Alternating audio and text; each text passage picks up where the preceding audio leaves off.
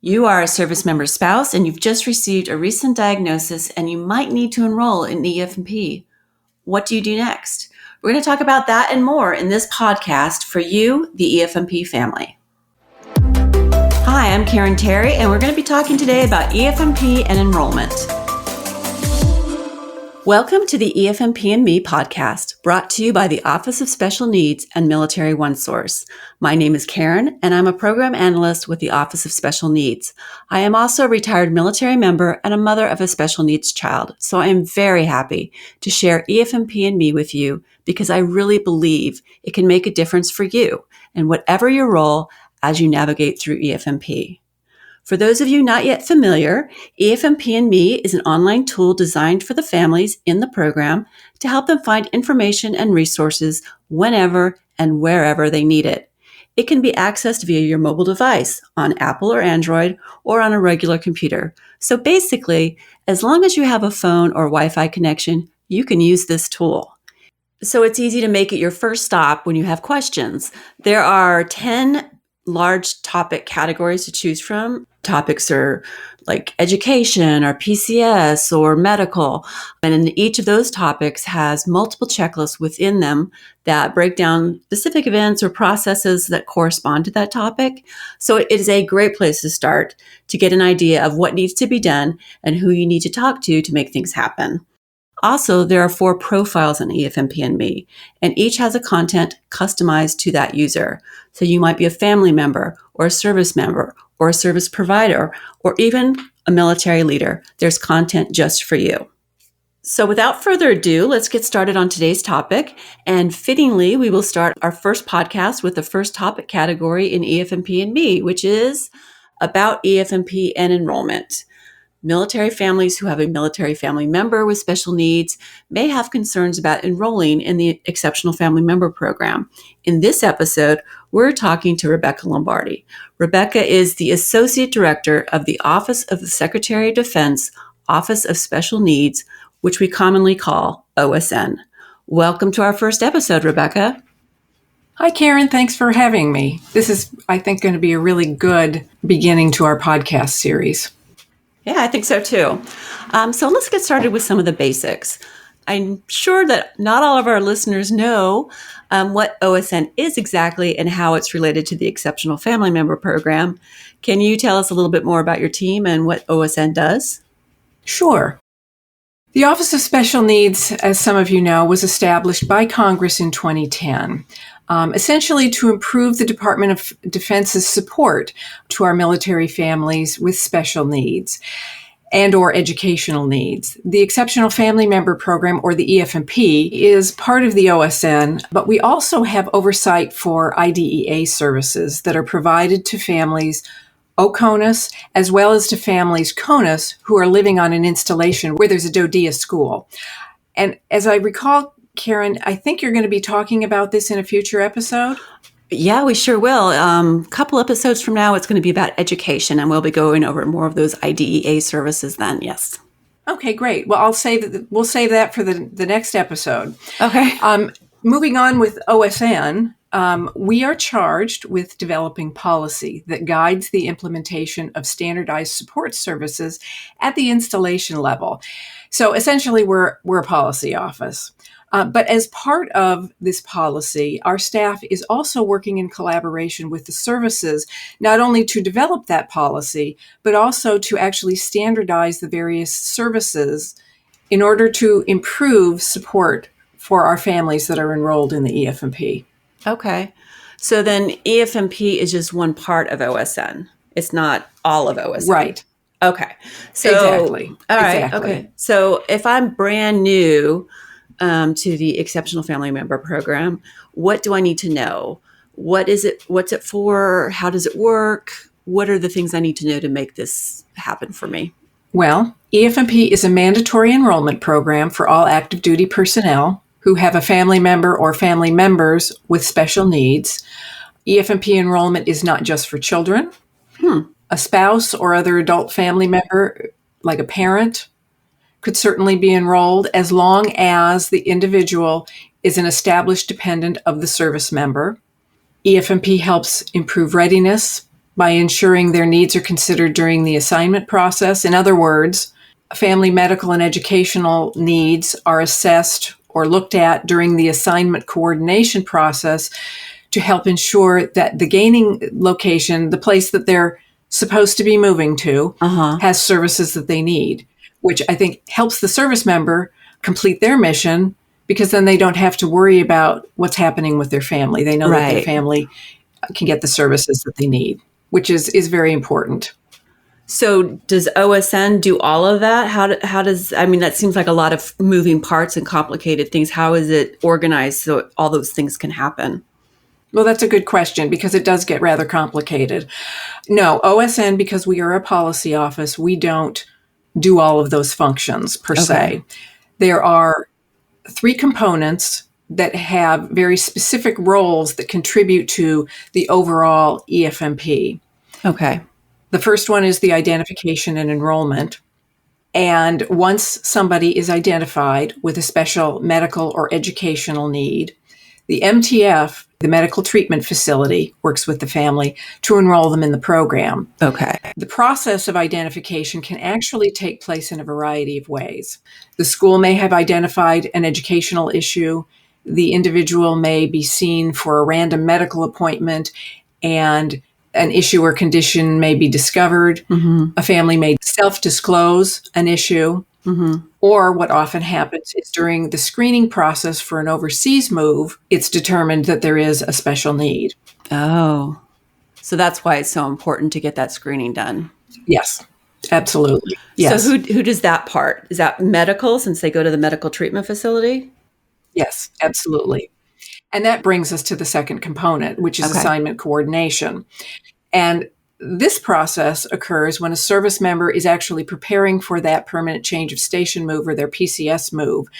And this is coordinated not only between medical, but the personnel commands as well. And again, it's to ensure that the special needs of a family member are considered during the assignment process, to check with the gaining location to see if there are services available to meet that family member's need. So this process can be especially important because needed services may be limited in some locations. Right. And you need to know so that you don't go there. Well, yes. And this is one of the things that we hear about a lot is the assignment coordination process. And that's personnel who are doing that. Personnel and medical. Oh, okay. Okay. That makes sense. Okay. And then what's the last component? And the last component is the family support component. And this one plays a critical role in helping families navigate the 2 components, identification and enrollment and assignment coordination, as well as connecting families to information and resources both on and off the installation, and providing additional support through the program's non-clinical case management services, which are a more hands-on approach for some families that would like that. EFMP family support is available to anyone with a special needs family member, including Guard or Reserve. Okay. So that's interesting about the 3 components. I'm not sure people are really aware of those 3 components and how they work together and what they do individually. So for enrollment, a family will work mostly with the medical component. Correct. Okay. And then what are some of the reasons I might need to enroll my family member?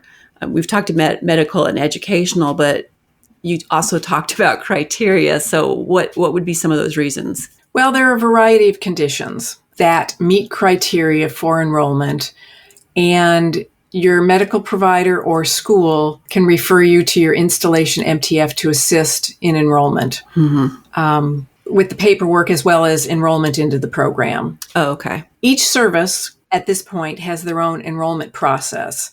So I would highly recommend that people check with your own service for specifics on how to enroll. And just as kind of a side note, our office, as the policy office, is currently working with the services to standardize the identification and enrollment process across the services so that it's a standard process, so that if you are being stationed at a sister service, that process would then be the same as it is in your own service. Oh, okay. Well, that sounds like it will be very helpful. I think so. So to make it easy for people right now, we have the hyperlinks for each of the services EFMP policies on EFMP and Me. You can go on about EFMP and enrollment, one of the checklist, and it will hyperlink you to your specific policy if you want to review that. And until we have a joint policy or a DoD policy. So if I think my family member might have a special need, what do you suggest I do first? We've talked about criteria. So now I think maybe my family member has something that should be enrolled or a reason to be enrolled. Where should I go? What should I do? I would recommend that you start by contacting the EFMP office at your installation medical treatment facility. Okay. After discussing your concerns with them, they can let you know where you need to begin.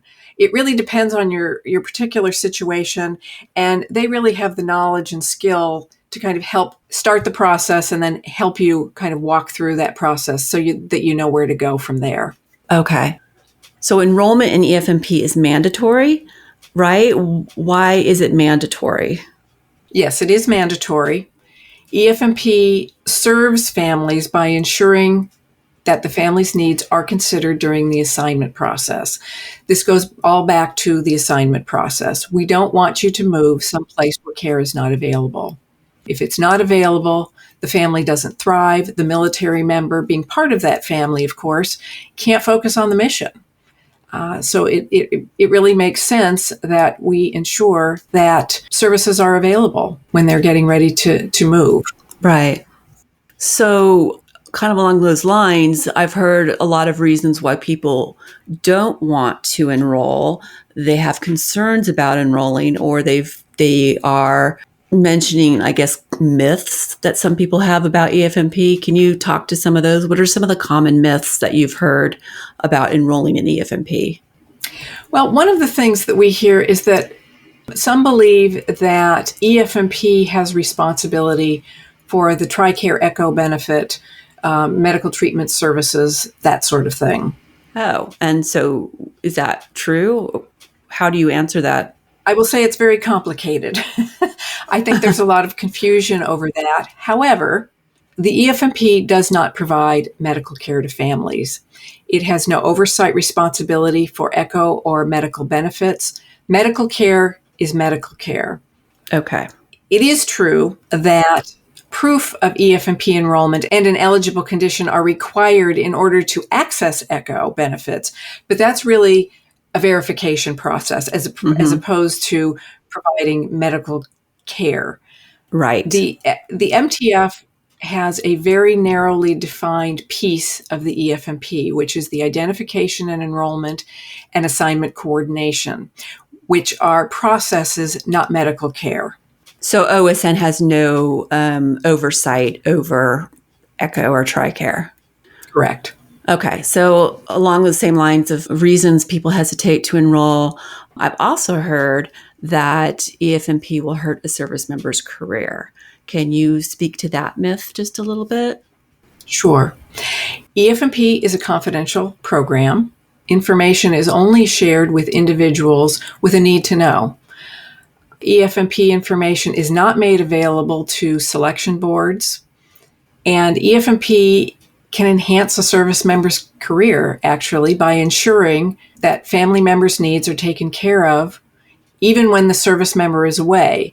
Mm-hmm. It provides services that help improve the quality of life for family members through EFMP family support, enabling the service member to concentrate on their mission. But just as a point of interest, the Marine Corps conducted a study in 2016, and the results were really quite interesting.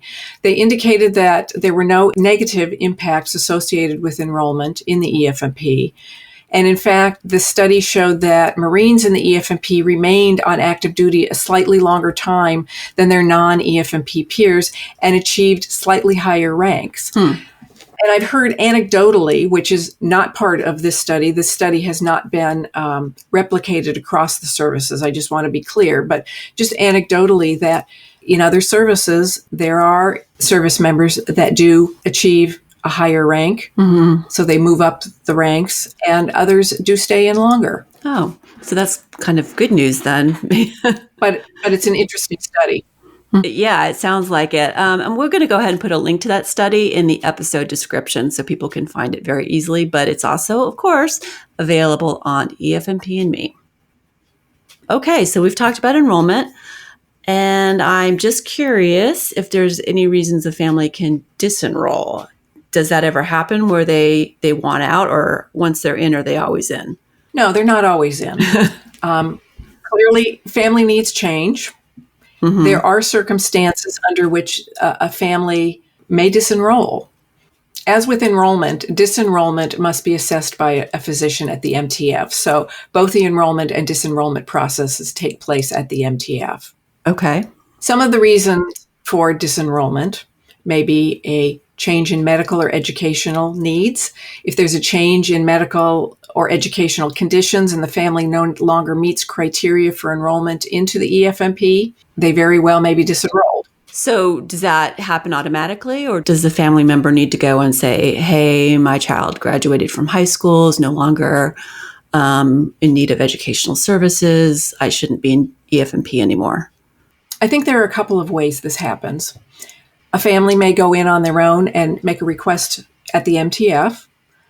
The other thing is that every 1 to 3 years, and that 1 to 3 depends on the service, there is a review of each individual's enrollment into the EFMP, which means that their enrollment is looked at, it's updated, any new conditions may be added, conditions that no longer exist may be deleted, and that sort of thing. So they're reviewing it for the appropriateness of the enrollment. Oh, okay. So change in medical or educational needs. Are there more reasons, or is that the only one?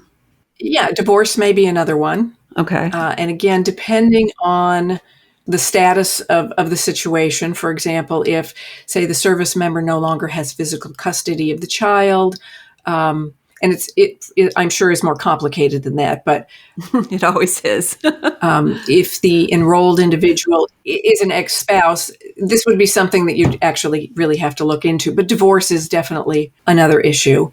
Okay. Another reason for disenrollment could be that a family member no longer is eligible for care. Say the enrolled child reaches the age of 21, no longer meets the college or incapacity guidelines, that kind of thing. Mm-hmm. And death of a family member who is enrolled in the program. So there are several ways that you would, again, really need to check with your MTF. Okay. And they could guide you where you need to go to start with this process. Okay. And of course, you can find a checklist in EFMP and Me for disenrollment. We've talked about EFMP and enrollment, and now I'd like to talk just a little bit more about EFMP and Me to give everyone a better idea of how it can help service and family members. It's new, it's less than a year old, and I just want people to understand what it's all about and how it can help them. So, if you want to say something?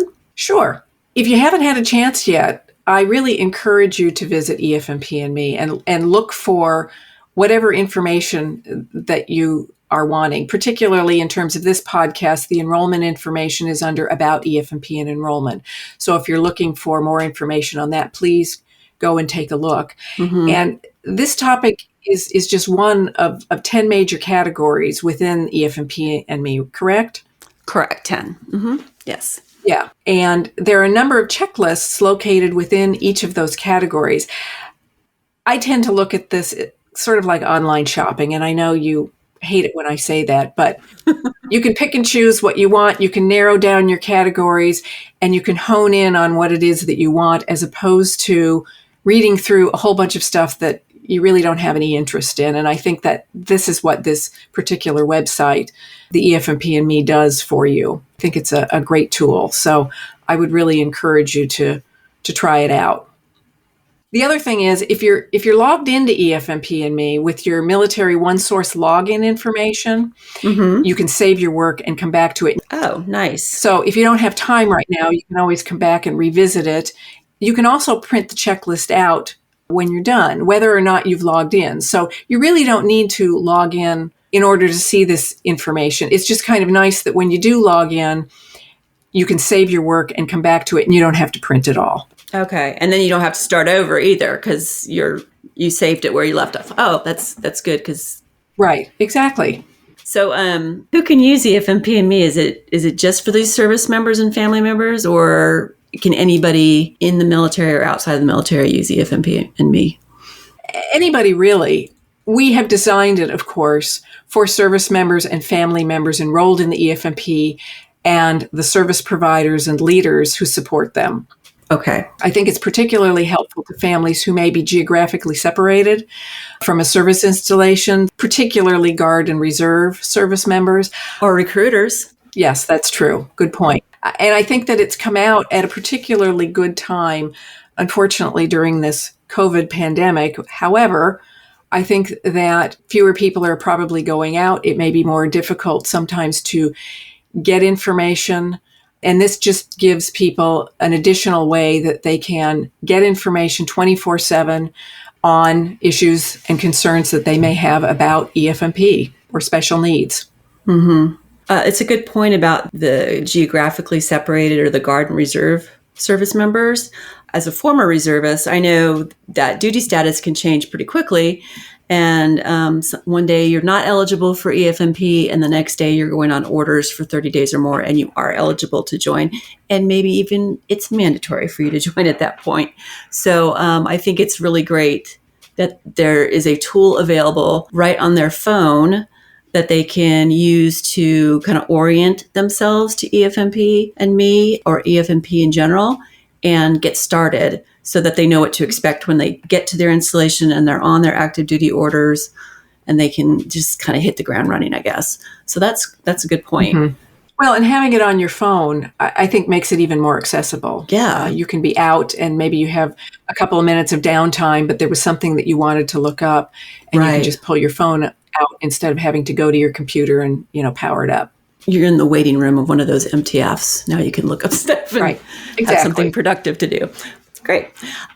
Is there anything else about EFMP and Me you would like the families to know? Because we're getting close to the end here. Okay. Well, first of all, just thank you so much for having me on. I've really appreciated talking to you. Oh, of course. For me, it was a great opportunity to be able to share with our audience some information that they may not already know. Mm-hmm. But there is one more thing that I would like to mention about the EFMP and Me tool. Okay. Is that we would like to hear back from you. We put a lot of time and effort into this. We reached out to the services and to family members before we completed this task and asked what people felt was important to them, and tried to develop this in a way that would be helpful. Right. And we really would like additional feedback from you all. So the next time that you're on EFMP and Me, go ahead and look in the upper right-hand corner of the screen, and you'll see a contact button. You can click that and then click on feedback. And you can then provide us feedback on what you feel works, how we could refine this, because we really do want to make this a tool that doesn't become old school. We want to keep it up, fresh. We want to have information that is going to continue to be helpful to you. So I'll stop with my pitch, but we really do encourage you to provide us some feedback. Well, I'm just going to continue on with that pitch and just piggyback on it and say that, yes, feedback is very important. EFMP and Me, the Me part is everyone out there who's listening to this. And so we want it to be appropriate and meaningful to them. We want them to be able to have an experience with it that enhances their overall experience with EFMP. So in order to find EFMP and Me, there's a couple ways you can do that. The first thing is you could go on to Military OneSource, and you will see a link for EFMP and Me. Click on it and it will take you right there. That is EFMP and Me, all one word, EFMPANDME.military1source.mil. Also, you can go on to the brand new app that Military OneSource has just introduced, maybe a couple months ago, I think already. But you can get it at the App Store for your iPhone or for your Android. And it is My Military OneSource. And if you download that and you go into it, you will see EFMP Me, the little logo. You can click on that and it will take you straight there. So you have a really quick and easy way to get there from your phone as well. Good news for service providers and leaders. We have just introduced the content for you on EFMP Me. So if you go onto EFMP Me and you click on either service provider or leader, you will be going into a password protected area. This is content just for you to give you more context to EFMP, to give you, as leaders, maybe you need a better understanding of what EFMP does and how you as the leader can better support your unit members.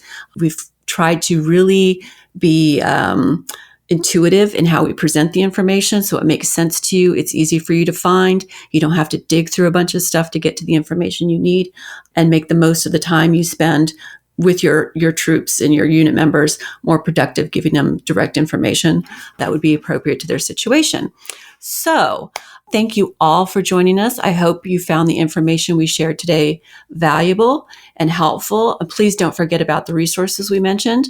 They will all be linked on the description page for today's episode, so you can get to them very easily.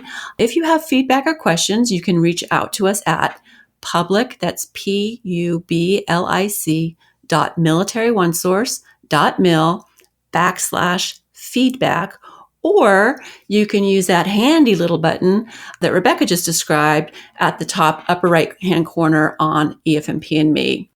We have more podcasts like this coming to you, though until then, have a great day. You've been listening to a podcast for EFMP families brought to you by the Office of Special Needs and Military OneSource. Come back to catch our episode on education. I'm Karen Terry. Thanks for listening.